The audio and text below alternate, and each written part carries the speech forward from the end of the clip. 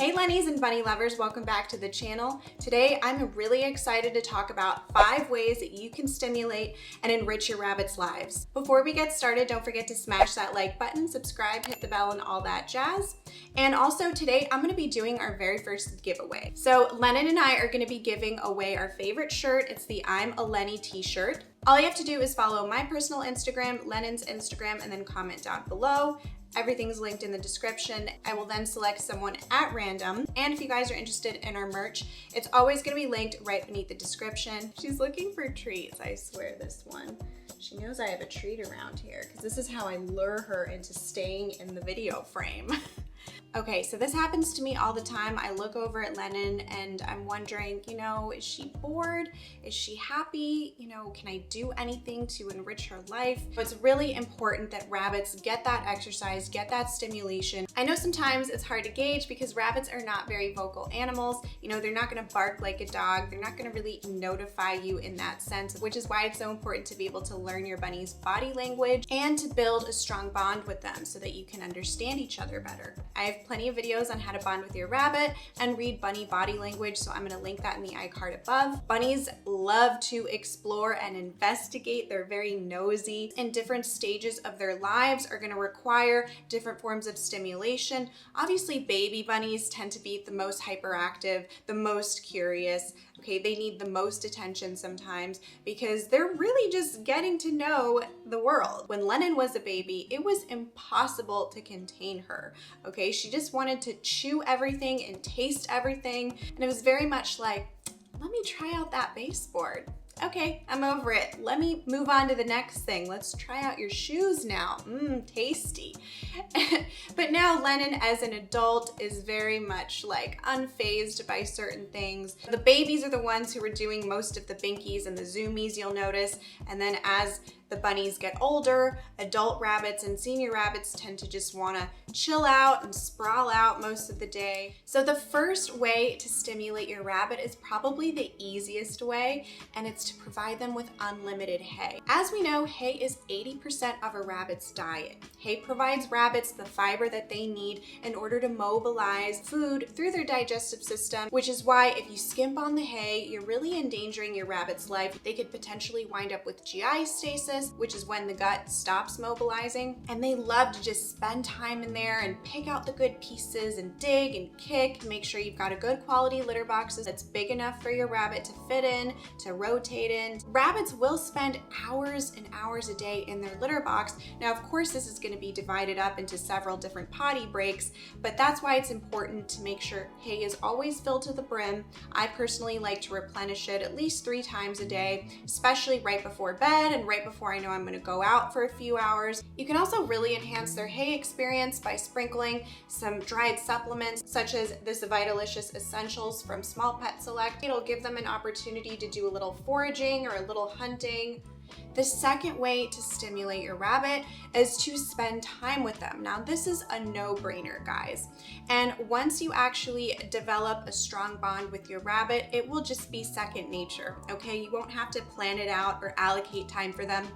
It will just be something that you naturally do every day, especially in these strange times that we're living in with the quarantine and everything. A lot of people are working from home, going to school from home, and so this is really the perfect opportunity for you to spend time with your rabbits and get to know them a little bit better. You can be listening to an audiobook and be petting your rabbit, or just kind of plop up on the couch, watch TV with them on your lap. There's so many ways and times of the day in which you can be with your rabbit and provide them with that affection. They are very stimulated every time you pet them. Now, for those of you who are having trouble connecting with your rabbits, the easiest way to do this is by getting down on their level, maybe laying down on the ground and letting them come to you. Let them explore you, let them investigate you, let them sniff you everywhere. So the third way that you can stimulate your rabbits is obviously through toys.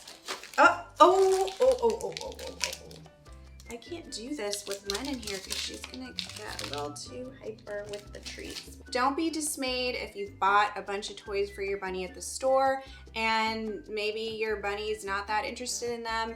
Now, bunnies are kind of like humans. They kind of like that instant gratification, and then once they've had it for a little bit, they're like, okay, on to the next. It's not even about the quantity of the toys or the quality of the toys, because bunnies can be very satisfied with like a cardboard box, and that's not necessarily a good quality toy. It's all about what that object can do for them. Can they provide them with a challenge? Can they provide them with some kind of incentive? So I'm going to show you a few ways that you can enhance some of your store-bought toys, and I'm going to show you some other toys that you might be interested in, which everything will be linked in the description down below. The first thing I want to show you is this cat scratcher. I basically bought this at the 99-cent store. I kind of like that it has a little bit of curvature here.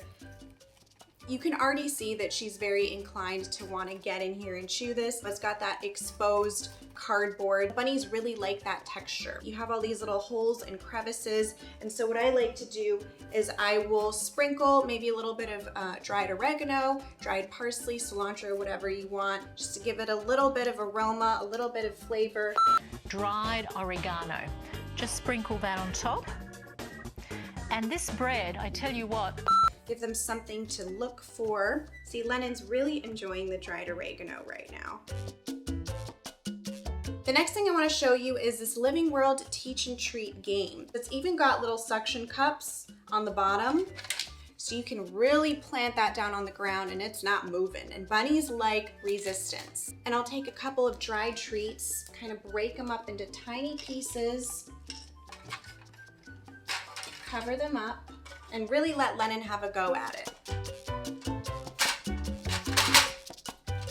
So it's a nice foraging simulator. So the next fun thing is I like this ball trio from Small Pet Select. So basically it comes with 3 of these guys that you can actually stick some fun little treats in these weavings. So a good example is I'll take maybe some bits of dried banana, stick them right inside like so. That'll keep her busy for a good while, so that's something that I like to do right before bed because I know it's gonna tire her out. This is just a cheap little mechanism that I like to use, and I'll just take, you know, like one of these brown paper bags from either the grocery store or, you know, some takeout. As you can see, Lennon's already done a number on this. So once I've torn off a piece about that big, I'll take some foraging mixtures. Again, maybe the Vitalicious Essentials from Small Pet Select or the Rosewood Herbal Garden.